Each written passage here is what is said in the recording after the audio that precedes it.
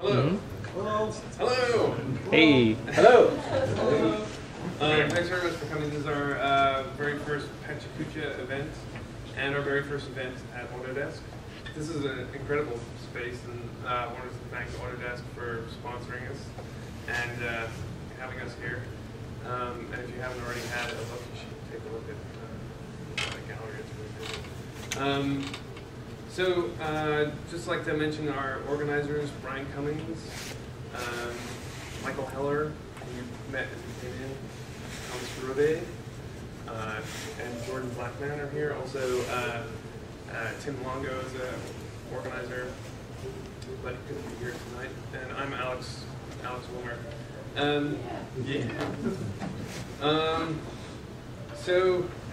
I'd like to also just thank our other sponsors, Dolby and Fantasy Studios. Because without our sponsors, we wouldn't be able to do these kind of things.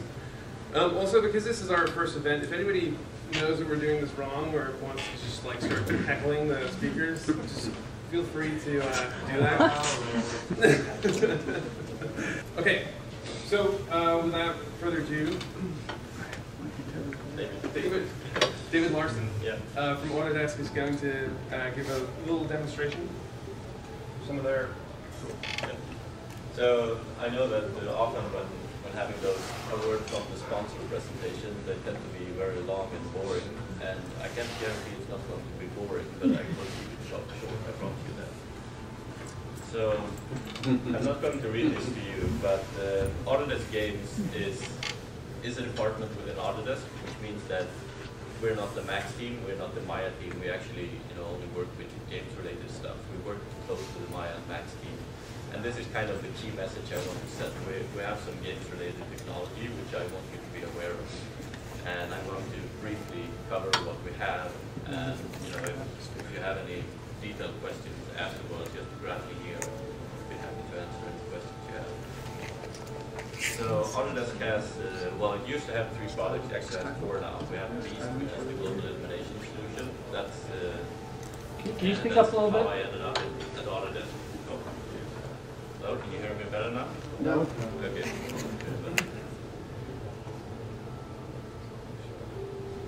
So, look at that, much better. So that's how I ended up on Autodesk's games division. We have Kinaps, which is our AI middleware solution, and we got Human IK, which is an inverse kinematics animation middleware. And about a month ago, we acquired Scaleform 2, I guess you're familiar with. It's for building user interfaces for games. So Autodesk Kinaps is our artificial intelligence middleware. It's basically for real-time pathfinding in large environment. It also comes with a lot of functionality for doing spatial reasoning, so answering questions on whether someone can see you from a certain location and what's a good cover point. So you can kind of use the data structures in Kinaps to make the queries you need in order to make those kind of decisions. It's multi-platform, and it runs on PS3, Xbox 360, Wii, and PC. And it's been used in over 100 titles, so it's a pretty successful solution. So Beast is our global illumination middleware. It's basically an offline renderer that creates light maps and other kind of static data for your games in order to give the highest quality lighting with low runtime cost. We also have a really cool interactive preview tool, which means that you can basically mess around with the lightings and see the light maps update interactively. So what typically used to be like an overnight lighting build or like 10-minute lighting build turns into something that you can work with interactively. So it makes it easy to explore many lighting setups and try out things. And it's really cool actually. You should find it at YouTube. And we also have our own distribution solution. So Human IK is our inverse kinematic middleware, which is basically procedural animation, which you can overlay on top of your own animation. So instead of having a specific animation where a certain character grabs a doorknob, you can actually procedurally generate that animation. So that means that regardless of where this character is located in the vicinity of this doorknob, You just say that, you know, this hand should be on the doorknob, or, you know, I should aim my weapon in that direction, and it will basically use, you know, the knowledge of the human body to procedurally create an animation for that. So I think the most famous example of that is the climbing functionality in Assassin's Creed, which very much relies on human IK. It can also be used for other features, such as reusing skeletons between different characters in the same game. So instead of having two different set of animation for two characters, you can retarget it real time. And Scaleform is our latest addition. So I guess it's a pretty famous product, but it's basically a flash player for 3D accelerated flash player, in which you can build user interfaces and small games, which you can execute really fast in your game, from inside your games. So the nice thing is that you can use Adobe's Flash tools in order to author your user interfaces, and then execute them on the game console. And typical uses are, you know, menu UIs, HUDs, animated textures, and mini games. We're actually looking into making full casual games in Scaleform, and then you can publish them to different platforms. So that's all for me, and, you know, enjoy the rest of the show. And, yeah. I was very surprised you didn't mention Max and Maya, because that's what I've used to import into Flash to do bone animation for characters. So I don't know, I just... So yeah, the thing is that this is Autodesk Games. Like Max and Maya is also part of Autodesk Media and Entertainment. But, you know, those are the famous products. I wanted to focus on, you know, the less famous part of Autodesk's games division. But we still have Max and Maya, I promise. Thank you.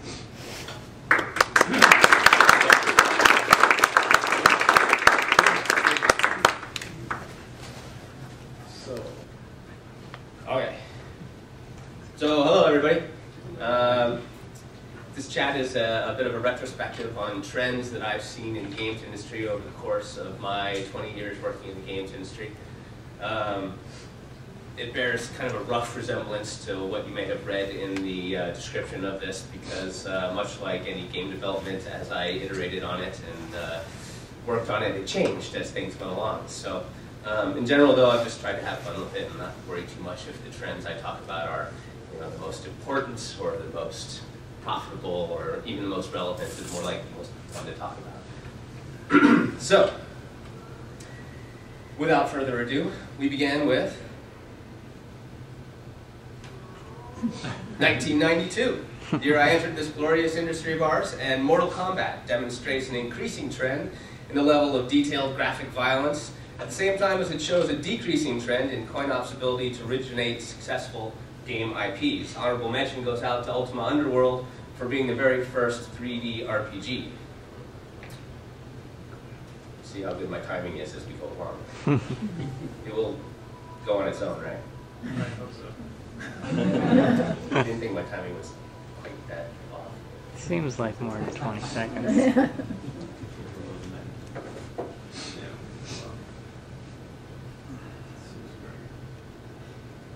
No worries. This is the first time doing this, right? So, Right. some technical difficulties is only to be expected. No worries.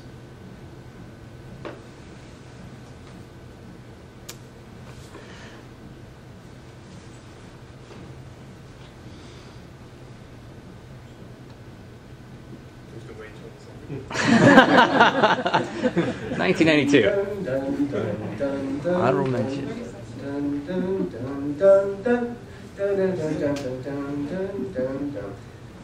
Okay, so that was 1992.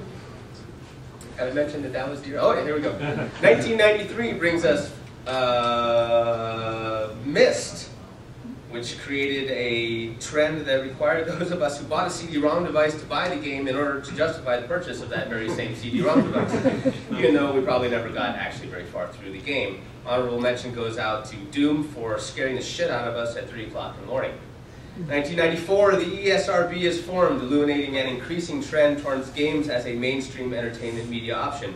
Honorable mentions to Earthworm Jim for showing us that weird is always welcome here in the world of games, and Wing Commander 3 for being the most expensive game development to date at approximately $4 million. 1995 brings us Command & Conquer, bringing an increasing trend in the popularity of real-time strategy games. Honorable mention for Descent, which popularized the use of portal technology. And of course, a quick shout out for the formation of the CGDA, precursor to the illustrious IGDA. In 1996, we've got Meridian 59 establishing a trend by slapping a shiny new 3D interface on a MUD. A feat replicated once again just this year by Sony Online with the release of DC Universe Online.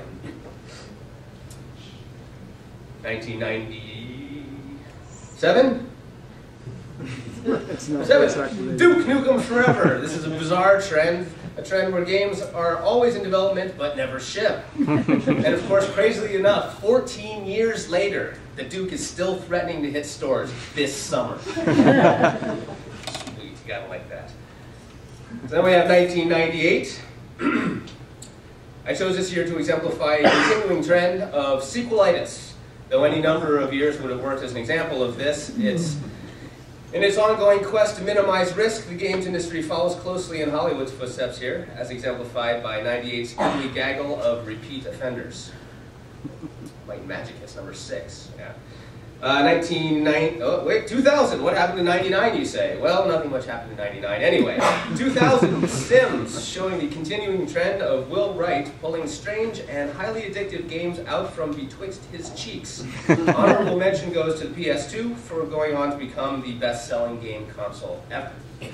2001, Midway Games pulls out of coin-op production, indicating the tail end of a trend, as arcades are just no longer a driving force in the games industry. Honorable mention goes to GTA 3 for reminding us that causing havoc makes for a good party game. 2002, Madden NFL 2003. Yes, that's how they work. They're like cars. They're released a year early. Madden continues the trend of revving games based on Major League Sports licenses on a yearly basis for insane profits. As far as I can tell, Madden has been in the top 10 every year since, well, since the beginning of time. 2003, the launch of Valve's Steam platform marks the turning of the tide towards digital distribution. An honorable mention goes out to Nokia's N-Gage platform, a prescient but doomed example of the mobile phone gaming trend that the iPhone eventually will bring to fruition. 2004, World of Warcraft. Wow.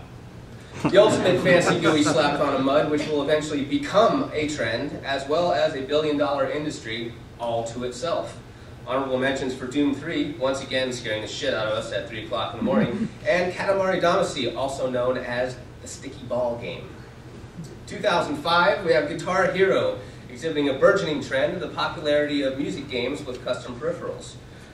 Honorable mentions go out to Matrix Online for reminding us that the license cannot make the game, and Lego Star Wars for just being so goddamn cute. 2006.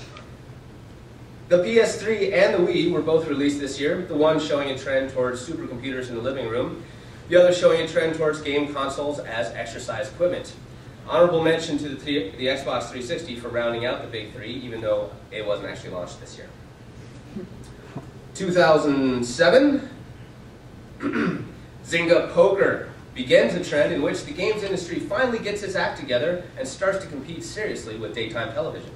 Honorable mention goes to BioShock for bringing some badly needed crazed psychotropic objectivism into the world. 2008. Here's an evolving trend. Once it was somewhat common for major film releases to get a bad video game treatment. Now games are practically a required revenue stream for certain types of films and even television properties, and the trend continues to evolve, actually becoming recursive in some cases. Those are all things that were made into games that year. 2009, I've chosen Braid here to represent a larger trend towards a growing awareness of the independent games development community as a source of innovation and fresh thought. Honorable mention then goes out to Dragon Age for representing pretty much the opposite end of the production value spectrum. 2010, both Sony and Microsoft got on board this year with the trend towards the other guy's trend by releasing their own new motion gaming technology. Grandmothers worldwide rejoiced. Honorable mention to OnLive for having the guts to try and create a truly novel game delivery mechanism.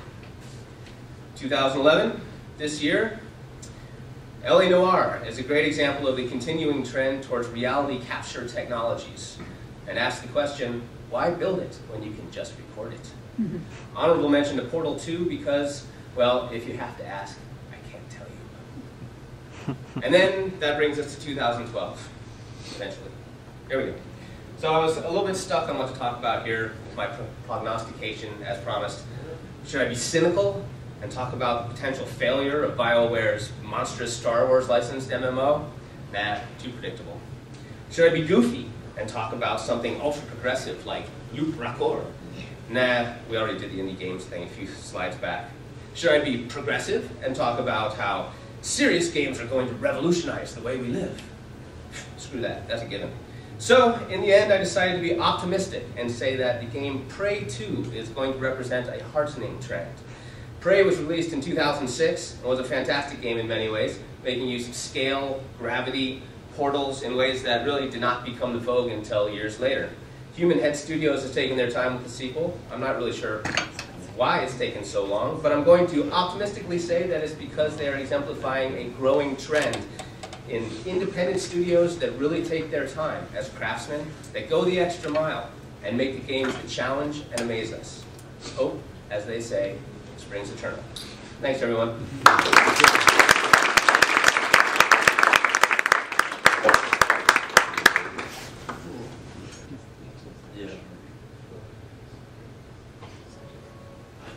Okay.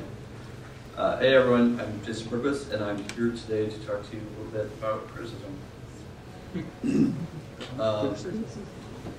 So the game industry has changed a lot in the last 5 and 10 years. No one knows that more than the people in this room.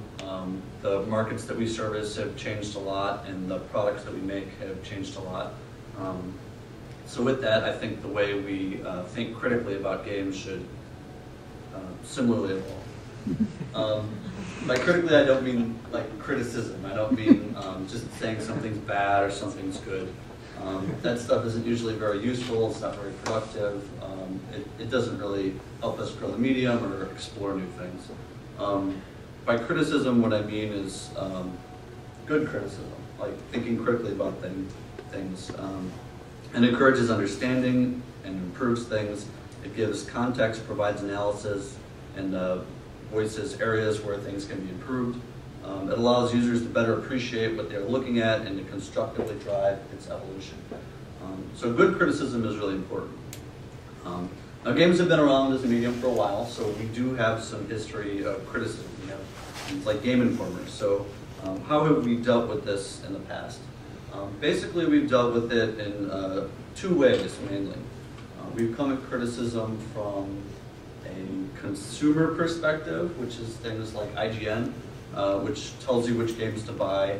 It's about comparing choices. There's an emphasis on value per dollar. It sort of harkens back to an idea of sort of you have a finite ability to appreciate games. You only have so much budget to buy $60 games. You only have so much time to play 100-hour RPGs. You need consumer advice. The next way is sort of creative critique. This game is good because I think it's fun. This game isn't good because it's not X, Y, and Z, which I like. More in the last 7 or 8 years, it became a lot more. This game is good because it's huge. As the scope of games became larger, people began to become much more into large scope games like your Halos and other things. So what are the strengths and weaknesses of these kinds of criticisms? Consumer-oriented criticism scopes the discussion to those of available options and doesn't deal much with what might exist, rather with what does exist. Creative criticism is often unsympathetic to the target market, the medium of it, and the business model or the scope of the project, so it's pretty finite. So why does this need to change? There actually has been a revolution out there in games. There's thousands of free games that sort of blow the doors off of the idea of consumer advice. The scope of games has changed. A lot of the things creatively that we used to gear back toward games are no longer relevant. So what aspects of gaming need to be addressed in a new critical perspective? to address all the changes that have taken place in the last 5 years.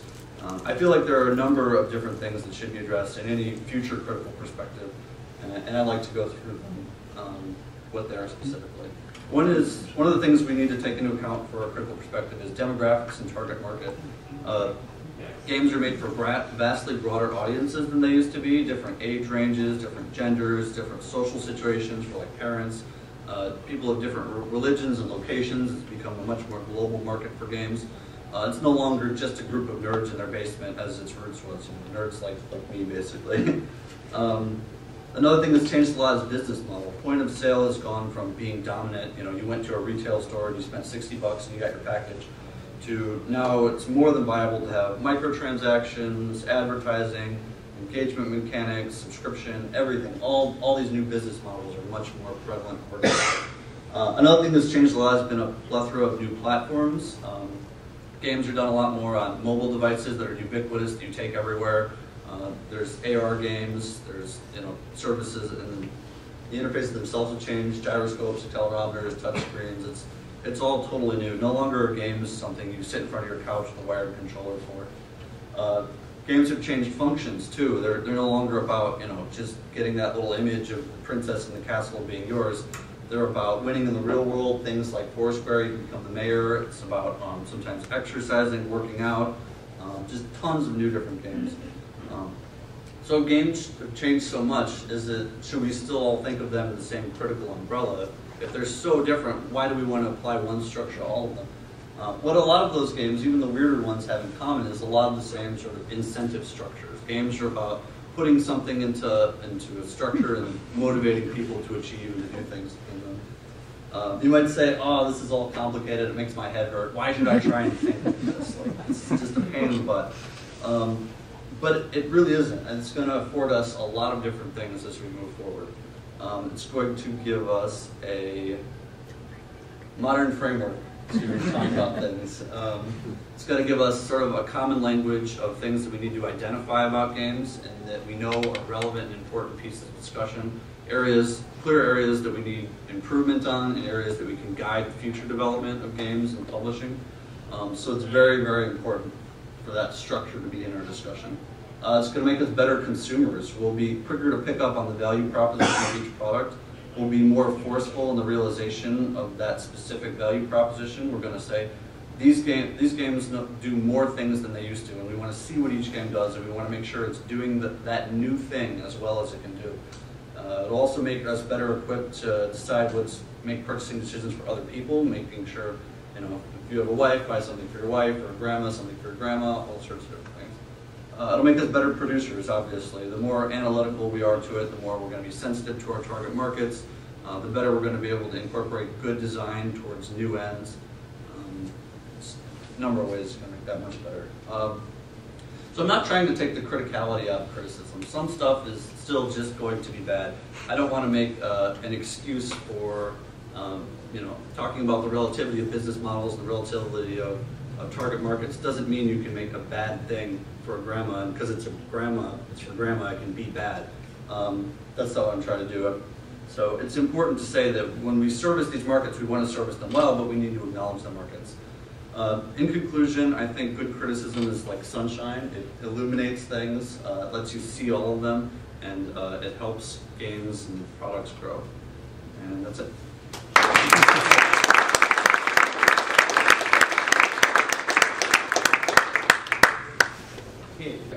So today I want to talk to you guys about how you can pitch more successfully to publishers.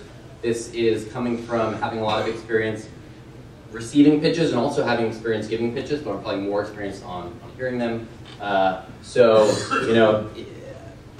Take this as this is me trying to help out people, particularly people who may not have some of that experience.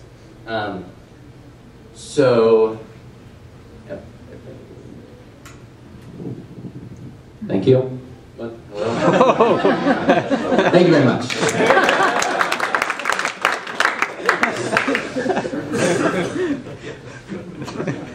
Encore. No, do it backwards. I had that happen to me from this one. The slides just ran away.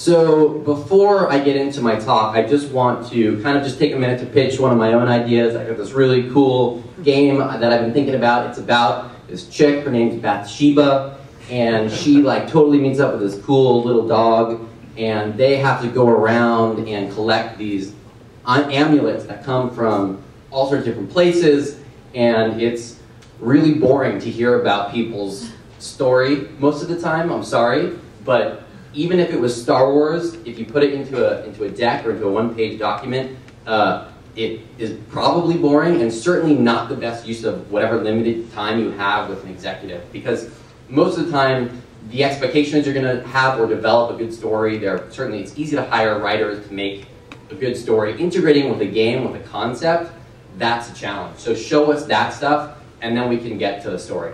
So the takeaway there, okay, so here's a nice short thing, right? You might think this is good, Limbo, but this is way better, right? Show me this, show me in a picture the same thing that you were going to tell me. So that's what I'm saying here, show, don't tell, as much as possible, right? With an image, with a movie, whatever you've got, give it to us, make it.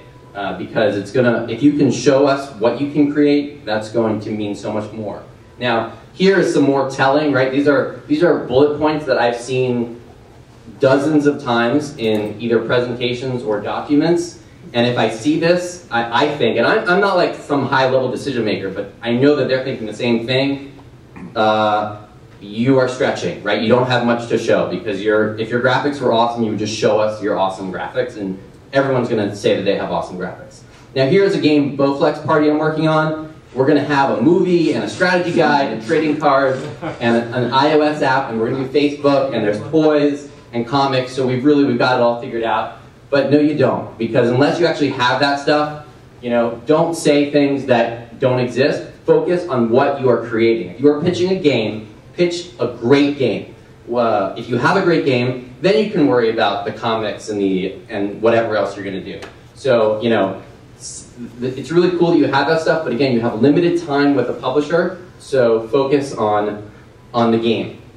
Now, this is just sort of a tip that I think you're going to find useful. Try to time your conversation in a way that works for you, right? So you might think that just means wait until I've got the game done if you can afford it. It actually doesn't quite work out that way, depending on the kind of deal you want to work.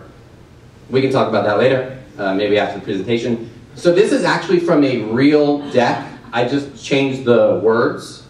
This is awful, and if you do that, it's like coming, it's like coming to a presentation dressed like a bum. It's saying we don't know how to make something look good. So why would we want to work with a team that can't do that? So this is a little bit more of a practical tip.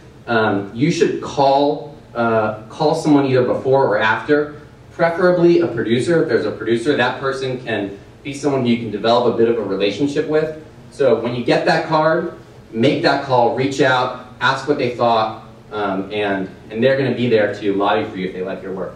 So convey energy and enthusiasm. And this one's kind of obvious, but I want to focus here on this image, which comes from a great deck that we received about Splosion Man. Okay, so this game was actually released. Instead of saying simple controls, they said splode, splode, splode for every button.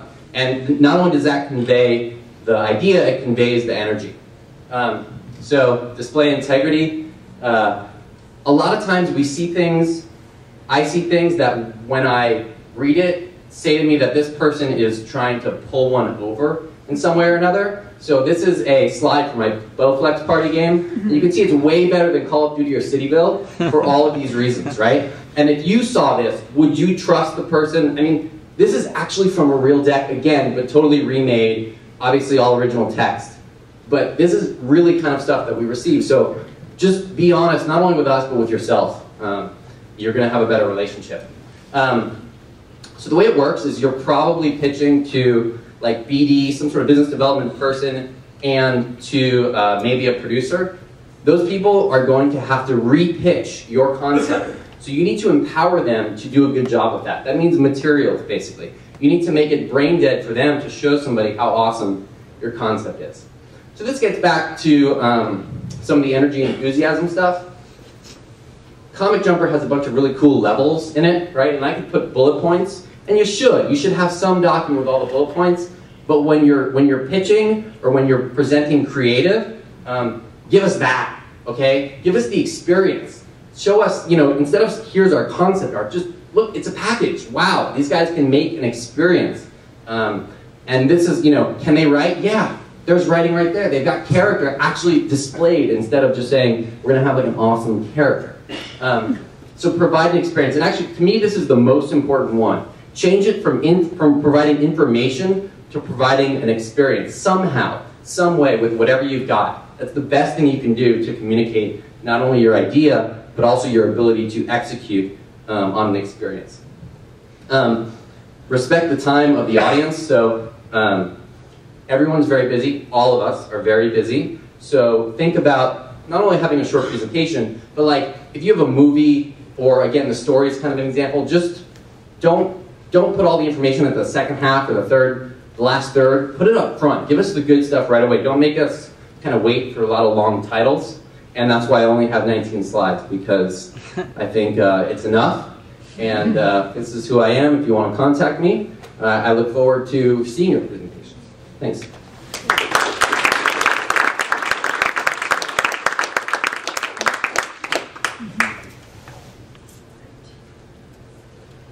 All right. So I have to say a few disclaimers first. Everything I'm saying is just a personal opinion and my own speculation. It's not my company. I can't say that Sony said this. So I'm focusing on home gaming and not the arcade experience. And none of the artwork I'm showing is mine. And I don't think this is actually timing. Oh, there it goes. Okay. So this is this is probably the first video game. And as an artist, it's not going to really inspire you unless you're Mondrian. Graphics were purely functional, and obviously there was no need for artists. I think I bought a knockoff version of this, and this is one of the few occasions where the knockoff was as good as the real thing. So, the games that came along later were not much better in terms of visual inspiration. It was more colorful, it got the job done, but it was not a high bar. This style of art is still being practiced today. We call it programmer art. It's how mean-spirited programmers punish their art directors and cause multi-million-dollar lawsuits. The evolution of game art parallels the evolution of painting.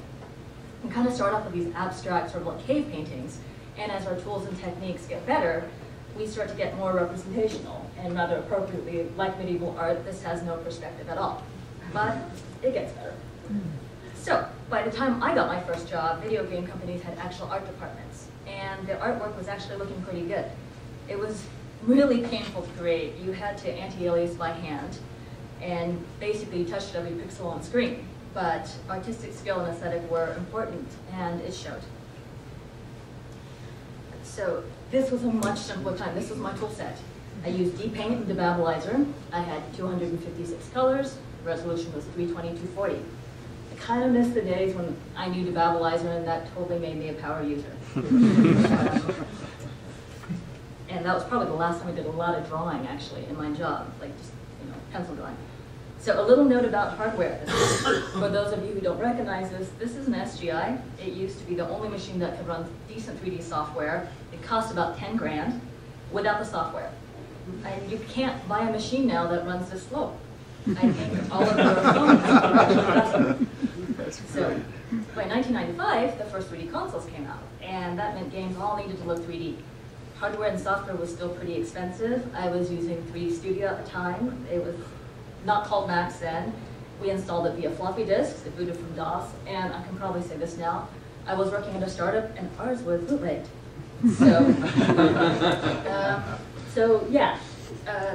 Apologies to those of you who really like Bauhaus. I'm not a fan of modern art. So I'm just going to say this is a really ugly and painful time to be a game artist. There were a lot of limitations, and as artists, we felt them really, really deeply. I lived to do cutscenes because those were pre-rendered. By 2000, the second year of consoles had come into play, and there were Sony PlayStation, Sega Dreamcast, Nintendo 64, and Microsoft Xbox. I was working in game development then, and I remember thinking that every single one of those things lied about what they could do. But at least the hardware and software had gotten a lot better. So we needed one 3D program, one paint program, and if you worked as a game artist, you were a generalist. I was at LucasArts by then, and on my first game there, we had 2 artists per cutscene, one for all the characters and one for all the backgrounds. That's really all you needed. I timed this wrong. So, towards the end of this console cycle, not only was art starting to look pretty again, but art departments were also specializing. I started off as a generalist, but I ended up as a character animator. More importantly, art tech became a full-time job and not something you just bullied all the other artists into doing for you. And I actually really, really loved both those games. So this generation's tool set looks sort of like this. Now there are actually specialized art tools engineers and significant middleware. And I don't know if any of you guys remember how much it really, really sucked to get reference textures before you had a digital camera or Google image search. We were scanning, right? So when I started off, the sort of art pipe dream sort of evolved like this. Someday I'm going to have more than 256 colors. And then someday I'm going to have more than 300 polygons and more than 15 frames a second. And then like the biggest dream of all was someday the game art's going to look better than the box art. So I'm going to say I got all 3 of those wishes. That's, when we first started, and that's where we are now. So, but what's great about even though the technology has gotten a lot better, none of the detail and realism came for free. A full screen of fully detailed pixel art took about 1 artist a week to do. And a full screen of high quality 3D assets takes months. So that's our team. I don't think you count that fast. It's about 100, right? So that's including all your outsourcers. I don't think we can keep throwing bodies at this anymore. Malcolm Gladwell basically says that the tipping point for an efficient team is 150 people, and after that you get diminishing returns. So what kind of artists are we looking at for the future, and what is our potential art pipe moving forward? If you haven't checked out these demos online, they're really, really great, and you should. This generation saw the need for dedicated tools and tools programmers and shader artists. And I'm going to say next generation, we're going to need dedicated simulation artists and the tools to support them. This also means virtual tailoring and virtual haircut tools, otherwise everyone will look really bad. The last few SIGGRAPHs, the buzzword was artist-driven simulations, and I'm tweaking that to say artist-driven procedurals. Artists will still set the boundaries of what visual experience is, but more and more I think studios will use the Lego model and build high-quality tools and materials and make creation part of the play, like Little Big Planet and Sport. It might even be a better game experience to offload the creation process entirely to the audience in specific cases, because games are supposed to be interactive and not passive. I also predict that there will be a whole new interesting field for celebrity lawyers. But these are pretty great, so we're going to have to think of smarter ways to do more. Part of this is like more creative offline procedural techniques to generate the assets. A group of researchers in Washington are using 2 million Flickr photos to try and build Rome in a day. I think this is a good analogy for us to end on, because we're basically trying to do the same thing. Thank you. Cool.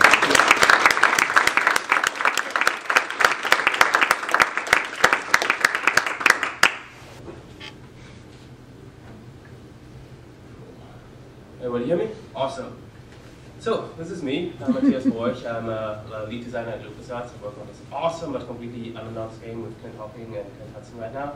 I've been in this industry for like, 13 years or so, right? And I've filled various roles during my time, but I've always been a level designer at heart. And I can actually trace this back all the way to like a 3D construction kit in the early 90s when I started making my first 3D content. And I then moved on to Doom levels and Quake levels. And this is actually turning 30 seconds instead of 20 seconds. I'm gonna have way too much fucking time. Let's see if it actually auto advances. Oh, it's not auto advancing. So I can just keep talking, but I can also try to advance this by hand. And if not, I'm going to tell you all this stuff again. Sorry.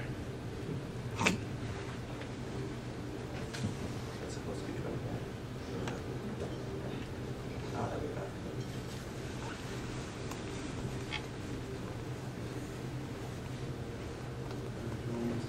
No, you can set the other one. Sure. So Grace, again, that's my background. It's actually me like 3 years old or so. I really love the wallpaper in the back. This was like still the 70s. Awesome. But I started making like levels 3D construction kit, and then moved on to Doom and to Quake, and that's how I got into the industry and all that stuff. What I still remember very vividly There we go. Like sitting in my room, and this must have been 95 or something like that, and I was making Doom levels, and I was trying to explain to my dad what it was that I was actually doing here, because he wanted to know why I wasn't getting ready for college, for example, right? And I didn't have a good answer for him. And that was a real problem. This, by the way, is not, I have to auto-advance this, which I can do. I mean, let's just, oh, there we go. Except that now I'm a little bit late. I mean, that was a real problem for me because my dad wanted to know why the fuck I was wasting my time there instead of getting ready for college and actually trying to get a job in America and all that stuff. That's a real problem we even have today, right? I mean, there actually was the next slide, that's Ed Byrne, and he was doing this talk at the GDC Level Design Forum just this year. He did this talk called Escaping the Goat, where he's talking about exactly that because we don't have a good explanation of what the level designer does in this industry, or people don't quite understand what it is. I'm just going to keep advancing this because it doesn't even matter. This is not working. Okay. This is great content, by the way. I'm going to give it to you at some point, like in one full thing.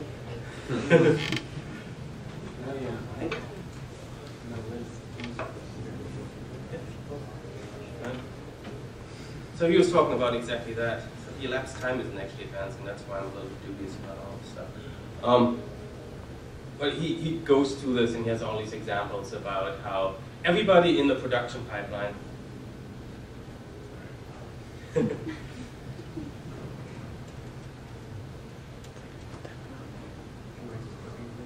yeah, if that works. So just turn it to like stuff. Turn automatically off here.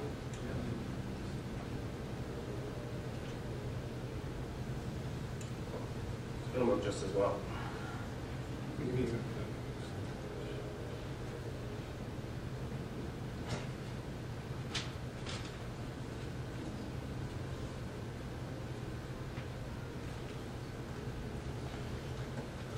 Sure, so let's just go here.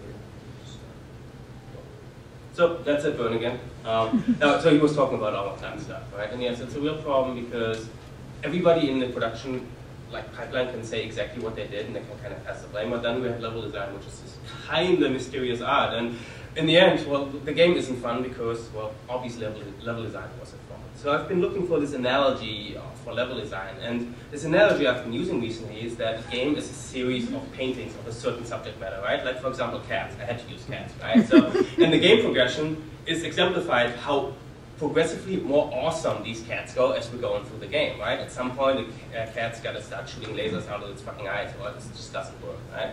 So in this analogy, the engine is the canvas, and the game systems, the mechanics, are the paint.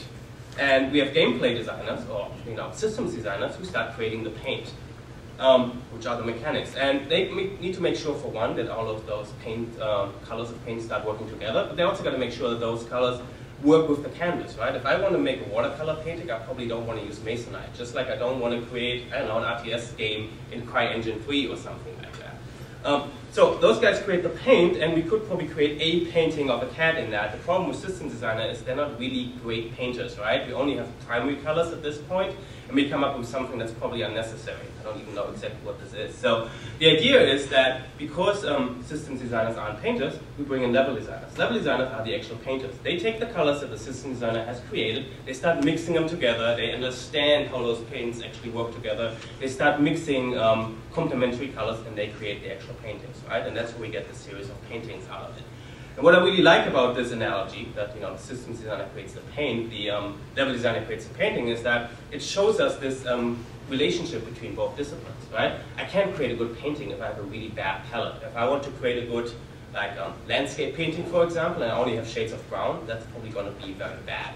At the same time, just because I'm a level designer, that doesn't take me off the hook, quite the opposite. I can create really, really bad freaking paintings of cats, even if I have the entire, all the colors in the rainbow in my palette, right? So I still have to actually use good colors, need to mix them correctly, need to understand about composition, and so on. And that's what my job is, actually painting something that actually looks like something. So that's pretty cool, right? That's actually, I could have gone back to my dad, sitting in my room and explained to him that's what I'm doing. I'm kind of creating a painting out of all of these colors which have already been provided for me. So I actually managed to do this in 10 slides, and I guess I'm done. But actually, there's one problem. That's the next 10 slides. everything I just told you on this analogy that I've been using, I've actually taken that back to my development team, is a fucking fallacy. It's not actually true at all. It completely breaks apart once I start adding the player. Because that's what I realized, right? When I'm buying a game, I don't want to see a series of paintings. I can watch a movie for that. I want to paint myself. That's what playing games is all about, right? That's what agency is all about. And this is hardly a new idea. I mean, Clint Hawking, for example, talked about this in one of his GDC talks. He used Lego blocks in this case, right? He was saying that we don't give people a complete firehouse. We give them all the Lego blocks, we give them an instruction manual, and then we hope what they come up with is a firehouse that looks just like that. So that's where that's where the fallacy starts, because that's where we as an industry usually create problems. Because we don't trust the player. Well, actually, let's go back to this. I mean, let's apply it to our actual painting analogy, right?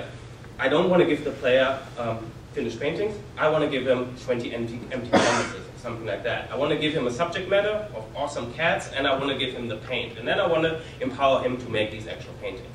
And yeah, that's where the problems start, because we don't trust the player to come up with something that's actually as cool as we think we could provide for him, right? We say that, no, what we can create is probably going to be much cooler than what you'll be able to create on your own. So instead of trusting the player and ourselves to come up with something as awesome as that, we create experiences that are much more paint by numbers, right? That's where quick time events come in. That's where epic moments and all that stuff comes in. And what we're saying as designers is that the designer story is much more important than the player story. And we don't trust the player to actually create what we try to teach him to create. And sure, we might every so often give him like some false expression or perceived sense of expression. Hey, you get to choose which color goes into what shape. But ultimately, this is just a guided experience, right? This is just a series of paintings that we slowly unlock as we're going through the game. And I'm not going to feel agency. I'm going to feel like I'm a kid who's being told what he can paint. Now, this is not me riling against something like Uncharted 2, for example, right? I mean, if you execute on this perfectly, this can work really, really great. And if anybody's seen my GDC talk on the identity bubble, or maybe read it, I'm really positive on Uncharted 2, what it does for us in the myth reinforcement category, and just in general how it engages the player. But on a personal level, I'm just looking back at my last 13 years or so in my career, and I'm looking back at all of those games that I've created, and every single one has a tendency to be paint by numbers. Every single one was me trying to be the painter instead of empowering the player of actually doing what I want him to do, right? So if I was to go back to my dad and really explain to him what my job is today, I would want to compare myself to this guy, right? To a guy who wants to empower people to paint, to teach them how to paint. My job isn't to give him the painting, I could do that, sure. My job is to give him guidelines. And I'm still going to give him a whole bunch of guidelines. This is not just like a free-for-all sandbox, right? I'm going to tell him this game is all about painting cats, for example. But after that, if I'm telling him, or if I'm giving him directions, how to, in the last level, to create this awesome painting of, I don't know, an African tiger or something like that, and the player instead comes up with this, which is like an awesome, even more awesome painting of like a Siberian tiger metal kiss family, which probably are shooting lasers out of the fucking eyes at some point. That's something I should embrace, right? That's not something I should be afraid of. And that's where we need to start embracing our medium, because if this happens, the player's going to feel like this, right? He's going to feel like he actually created the painting. He's going to feel a sense of agency. And I mean, this is just a stupid analogy, right? We could pull this apart all day long if we wanted to. But I'm just thinking, Vincent van Gogh is dead, and nobody in our society, I think very few people actually feel like that guy. Eh? Bob Ross is dead. He's not really teaching players how to paint anymore. So if I'm going to leave you one thing, I think that level designers and game designers can actually come in and teach people how to paint. And if people start feeling like that, they actually start feeling like they have real agency instead of just being led by the hand like a kid who's allowed to color in the shapes. Well, we're really embracing the power of this medium and what makes it different from other media. And I think that's pretty cool. Thanks.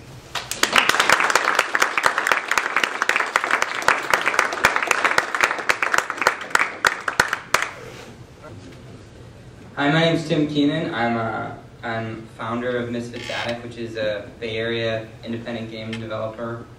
It's a lot of stuff. Yeah, so this is a talk basically about the crazy process.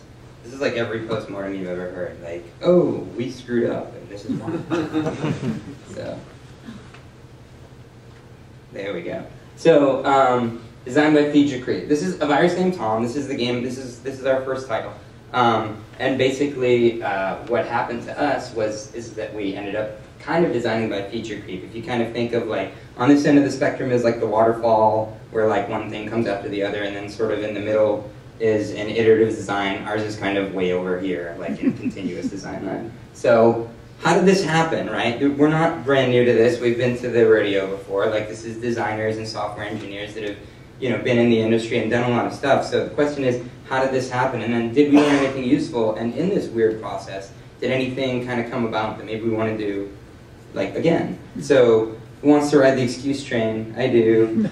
Starting a company, right? So when I was starting my company, I figured, you know, I'm going to have to wear a lot of hats. I'm going to have to juggle a lot of balls. This is going to be difficult, but at least my feet will be on the ground, and my gravity won't go upside down or anything like that, right? But as it turns out, that's kind of not true.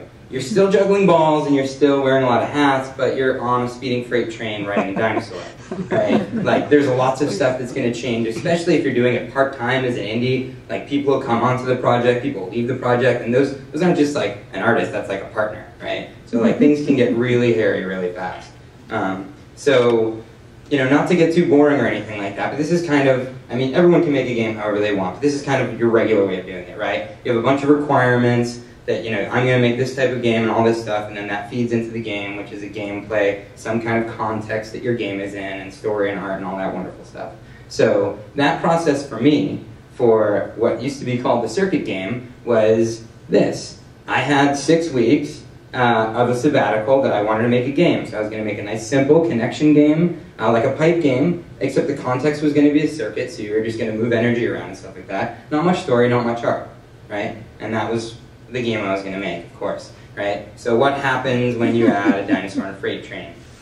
The requirements change dramatically. And this, for anybody taking notes, this is an important formula here. Process plus dinosaur divided by freight train equals 50-foot woman. It's going to go in a couple seconds, so if you haven't written it down.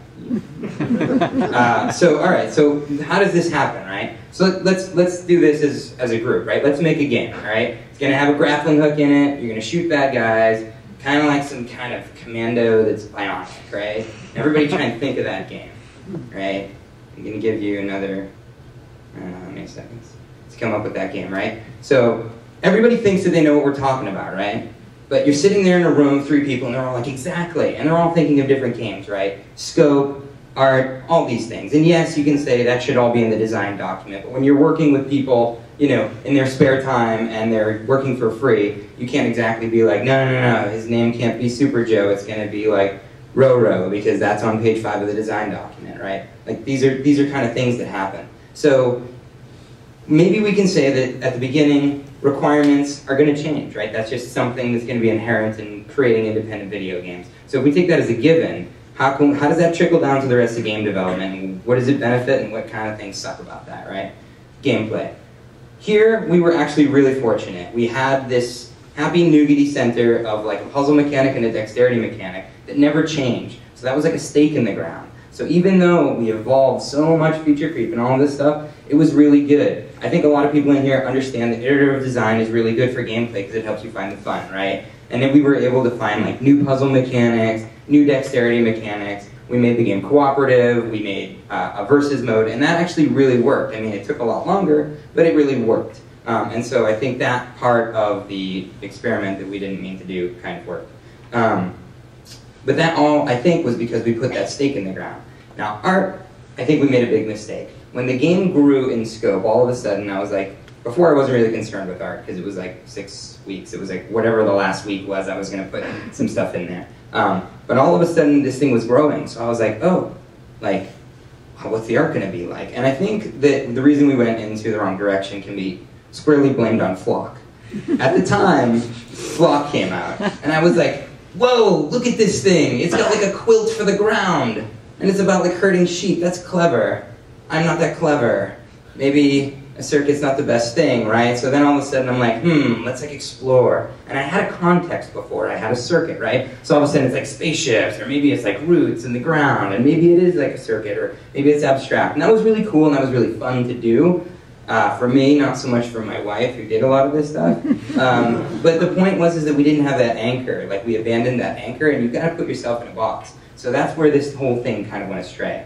So now story, all right? This is an example where it kind of worked and kind of didn't, but what we did do was we charted a course and we sailed it, right? We said, this might not be the right way to do it, but we're gonna do it this way, and we're gonna learn along the way, and then we'll alter our course. This is the whole iterative mentality, right? So when it started, the game was very small. It had like 10 to 20 levels. And so it was all text-based, right? Like I was just going to flash up witty dialogue between this little program and this MCP type character, and that was all going to work. And then the game grew, and it became 50 levels. And my witty dialogue maxes out at about 20 levels. Like I'm kind of like a level 20 witty guy, right? Like I'm not level 50, so we had to come up with something else. So that's when we came up with, all right, what if we have this city? And you're like, now you're a virus, and so you're kind of destroying the city, and you get to see the buildings go out and all that stuff. But again, that didn't work. And this is where the iterative part really worked for us. Because when you look at that, you're like, that is a clusterfuck of buildings right there. Like, which one am I doing what on? And it was just messy. And that informed us that that wasn't going to scale well to the next, 20 levels or whatever. And that's when we came up with this Jetson style, robot dog, House of the Future kind of thing, where you're infecting each one of them, and then you watch them go crazy. And so, like, each level is a little part of that. And you can just see how much clearer it is. Like, if you just break it down. So that's where iterative was really worked well for our story, I think, right?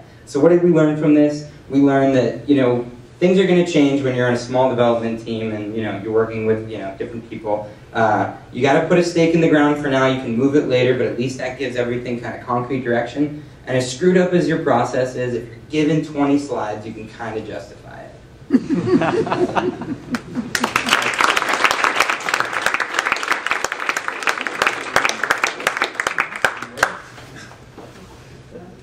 Okay. Hi, my name is Thomas Grove, and I'm going to talk about multi-directional top-down shooters. Multi-directional top-down shooters are kind of a subcategory of shoot-em-ups, or shmups. And you have, kind of broadly speaking, you've got forced scrolling horizontal shooters, forced scrolling vertical shooters, and then you've got more of a free-roaming multi-directional shooter, which may be confined to single kind of boxed screens, like in Geometry Wars or Robotron, or they might be a lot more like kind of like an open world event. So it could be anywhere in between that. I'm going to kind of diss certain. There's actually kind of two branches of top-down shooters. I'm going to diss one of them a bit, but I want to say, and the one I'm going to diss is called what I'm calling dual stick. And that's not that all dual stick shooters are bad, far from it. There's plenty of great ones. But my critiques are kind of based on my personal belief that strategy is a little bit more interesting to test than twitch reflex, and that the dual stick shooters tend to be a lot more twitch heavy and have a lot less variety and kind of emotion or intensity. But I'll get into that in a bit. And I also think that there's a lack of design quality in a lot of most modern or indie top-down shooters. And maybe some points in this presentation will be informative and will help people to make better games. So the two branches, dual stick and single stick. Dual stick shooters have primarily the left control stick is to move the character, and the right one simultaneously points the character in a direction and shoots. Whereas a single stick top-down shooter would be, the stick would be moving the character, and then as you move the character, whatever direction, they turn into the direction that you're moving them, and then you can shoot. So you're not able to shoot in one direction and move in another quite as easily in single stick shooters. Now, yeah, and so here's like kind of two archetypical examples of both these genres. So in dual stick shooters, gameplay tends to be a lot more hectic. Enemy behavior tends to be a lot more boring, and level design tends to be more conservative or maybe even non-existent. In single stick shooters, gameplay tends to be more strategic. Enemy behavior tends to be more varied, and level design tends to be more elaborate. The very first dual stick top-down shooter was Gunfight, aka Western Gun, that was published in 1975. Other really popular examples are Robotron, Smash TV, Geometry Wars. Again, usually they take place in a kind of a boxed level design, like a single screen level. And the predominant enemy behavior, as demonstrated in Mini War here, is enemy runs towards player. That's like That's the enemy behavior, which I think is not very interesting. So Geometry Wars came out as a XBLA launch title, and it was pretty successful, and I think that that's probably one of the reasons why everybody moved to dual stick. But it's kind of interesting to note that like all top-down shooters that were multi-directional were dual stick for the first 10 years. And then in 1985, Commando by Capcom came out, and the same year Gauntlet, the first Gauntlet came out. And those didn't use dual stick controls anymore. They used buttons to fire or to attack. So they moved to the single stick. And so it's kind of like, after 10 years, why? Like after 10 years of kind of exploring dual stick, and then people saying, you know what, we don't want dual stick anymore. Single stick's the way to go. You know what happened? I'll get into that in a second. But one other thing is the kind of the real good defining characteristics of these single stick games is they tend to have a lot of distinctive enemy behavior. So instead of enemies just dashing towards the player at all times or seeking player at all times, you have them hiding behind barricades. You have them shooting, being stationary and shooting kind of different bullet patterns. And anyways, you don't get most of that in typical top-down games.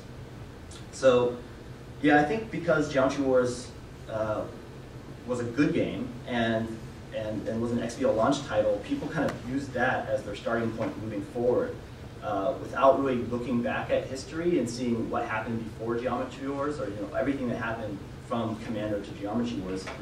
Maybe people aren't really paying attention to that. And one thing that's kind of telling about Geometry Wars is that its subtitle was retro evolved. So they're even saying, look, this is a retro game. They're saying this is an old game, and that's why we're using two sticks, maybe. Another reason why people might go for dual stick controls versus single stick controls, and another reason why they might have the kind of the boring enemy behaviors is theme. So zombies and aliens don't really shoot projectiles generally, so they can't really do anything other than run at you. And there's a lot of zombie and alien themed top-down shooters. And a friend of mine who worked on Commando 3, Wolf of the Battlefield, this came out a couple of years ago on XBLA and PSN. I asked him, hey, why did you guys go with the dual stick? And one of the things he said was, also, dual stick was in, man. It was in, the thing to do. So just kind of market trends, I guess. Okay, so some control scheme things to kind of consider with both dual stick and single stick top-down shooters. With dual stick, strafing and circle strafing your enemy is going to be a lot easier, so that's a plus. And it's going to lead to a lot more run and gun gameplay, a lot more high action. A negative is that it's going to make alt fires, so let's say a secondary weapon or secondary fire mode are going to in general be harder to pull off unless you can use like shoulder buttons to toggle them or to shift them. And then it's going to be cumbersome on some mobile devices like the PSP1, which only has one analog stick, or even touch screens. I think are not very comfortable to really be doing dual stick controls. So with single stick controls, they have their pluses and minuses too. Minus is circle strafing is just about impossible with only a single stick control. But as in Neo, or I was going to say Neo Contra, but no, this is Cannon Spike. As in Cannon Spike here, they had a mechanic where you lock onto enemies, and then once an enemy's locked on, all of your player movement's relative to that enemy, so that makes it super easy to circle strafe an enemy while still only having a single stick to control with. This game is Neo Contra, and it's pretty over the top. Like this scene, you're running on top of helicopter blades. That's how over the top it is. And I think they introduced a few kind of, again, this is a single stick game, but they have ways that you can kind of do strafing, like maybe while you're firing the button, you're locked in whatever direction you're facing, or maybe they have like a shoulder toggle to kind of toggle between whether you're kind of locked rotation on your character or not. But this game would be really hard. The control scheme that these guys use would be really hard to pull off like on an iOS device. It's very dependent on holding down different buttons. And then the third way you can do a single stick top-down game control-wise is to never lock your facing and to have no strafing essentially. And that's how it was done in the earliest of those games, the Commando and Mercs. And I think this kind of a game would end up being less hectic. There'd be a lot less to think about in the game, but of course you're going to have less control over your character. Kind of a benefit about any of these single stick controls is you do have all your buttons still left over and easily accessible for doing whatever kind of function you want. And again, single stick's going to be really easy to use like on a PSP1, or you could use it with just WASD or arrow keys on your keyboard. You don't have to like, mess around with wonky mouse controls. But that being said, there's a bunch of games that have come out that kind of offer the best of both worlds. Either they have dual stick controls, but they still have interesting level design and interesting enemies, or vice versa, they have single stick controls, but maybe they're not as expensive to make as some top-down games that are a little bit more linear might be. So what can a developer that's on a shoestring budget do to reduce the development costs while still creating a more strategic game? So here's some suggestions. I think level art is going to be your biggest killer if you're trying to really create something that has interesting level design. So you might want to try to reuse the same art assets over and over, but kind of place them differently to create different strategic setups for each level. And another thing that you should consider is having distinct stages. So even if you only have a boxed room, have there be like a time limit or something so that after a certain amount of time, you see like your score screen, so the player has a chance to relax. Because as great as Geometry Wars is, I mean, it's full on until you die. Right? And there's no kind of up and down in your emotion or your energy throughout that play experience. It's just up the whole time. Another thing I would suggest is if you're kind of wanting to make a top-down game, try just not using dual stick controls at first and see what you can do with a single stick control. If later, like once you've kind of got your interesting enemy behaviors built and your firing patterns built and a little bit of interesting level design, if you want to go back and add dual stick to that, then that's okay. If your game demands it, then by all means have dual stick controls. But just, maybe if you weren't considering single stick only controls, maybe you should consider it. And then there's here's a game that was single stick control called Cannon Spike, which did a lot with a little in terms of budget wise. So they had all their stages were basically boss fights, and there was nothing really in their stage that was terribly critical to in terms of like a level design. So really, the visual differences you've seen on every stage are just skin deep, but each stage is more or less just a boss fight. So what they're put all their eggs in the basket of, they actually have 6 playable characters, and then, something like 6 bosses, basically. So you can play through the game 6 times and get 6 different play experiences because of different player to enemy matchups. And they're able to reuse, by only having 6 stages and very small stages at that, they don't have too much of an art expense. And then this is an absolutely fantastic game for the iOS and I guess probably now Android, called Gorilla Bob.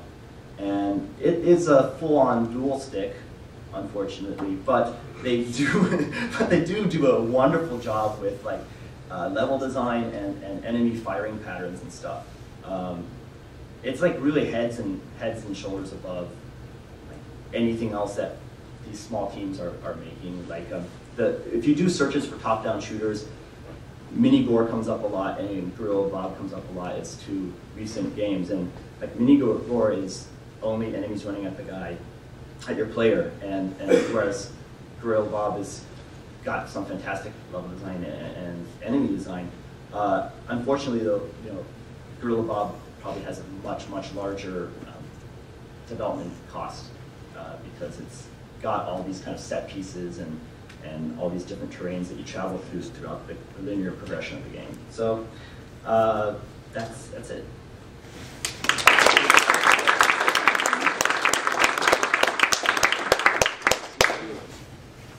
Thanks everyone for coming to our first Pechakucha event. And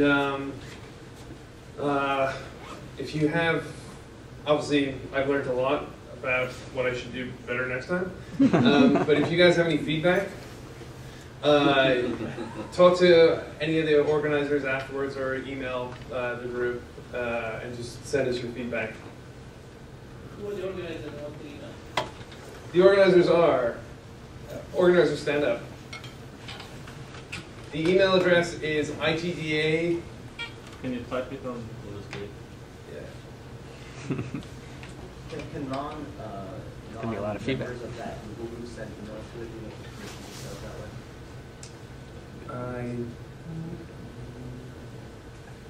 that way? Yes, not the group, the email address. So the email address is IGDA. Here it is. IGDA.sf@gmail. Also, you can post on our Facebook page, I think. Yeah. But that's the best way to get in touch with your feedback. I'd just like to thank all our guinea pigs again, speakers again, because it's, obviously I didn't make it easy for everyone. But it was really great, and it reminds me of just the quality and caliber of people we have in the Bay Area. And I really hope that we can continue this as an event and have more of you guys speak in the future. And so if this is something you would like to see continue, that's also good feedback too. So not just negative criticism. But all right, and so the next thing is that we're going to go get some drinks. And so, Michael, where are we going to? I think we'll probably go to either Perry's or Mexico DF. The one there's right next to each other in the street. So just walk over there. It's about a block away. Okay, so Perry's? Or Perry's. Perry's. Or Mexico DF. They're both on, I think it's Stewart Street. Pick one. So basically the street that's along the side of the building here, perpendicular. Runs parallel to the environment. Okay. Go ahead and pick one. Pick Perry's. Perry's. We're going to Perry's. So you can follow us or follow Michael. He's going to go there. Yeah, we can just follow me and we'll leave a little. Yeah. Great. Thanks very much, everyone.